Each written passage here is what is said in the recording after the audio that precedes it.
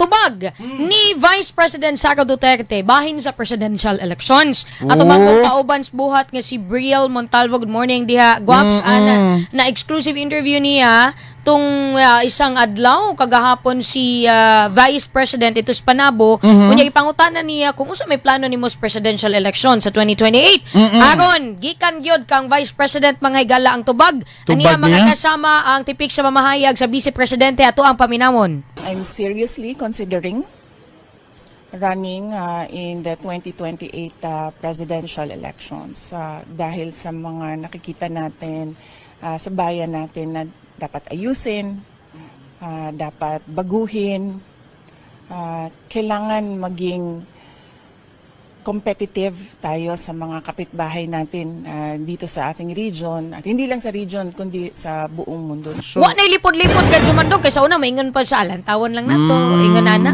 Kagon nganong iya man ang gisulti? Oo. Murag ill-advise ang atong Vice Presidente ba? You know, Radyo Banres. Yes, Radyo Mandong. Layo pagkaayo ang 2028 nga election. 2025 pagid kakaron. Napay mga duha ka tuig pagkapin. Oo. Ang paabuton bagya kasama sa di pa 2028 nga eleksyon.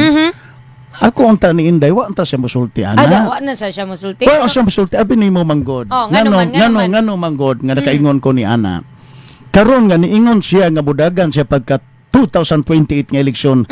Klaro na nga ang grupo karon bagya kasama sa administrasyon.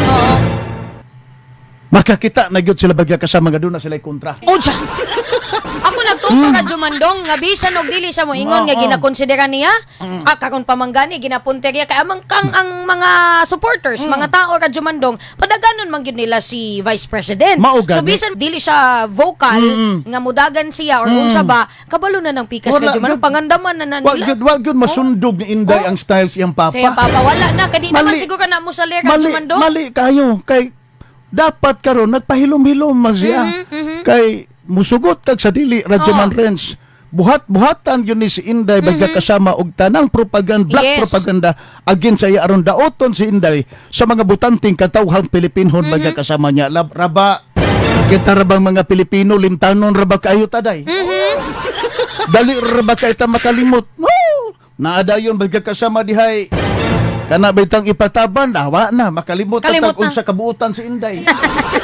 Kabalo na ana si Vice President. Oy nga, kung iingon nako ni nga, i-consider na kung pagdagan, kabalo gyud ko. Na ang oposisyon o kining administrasyon karon, tutukan gyud siya ka Jumandong.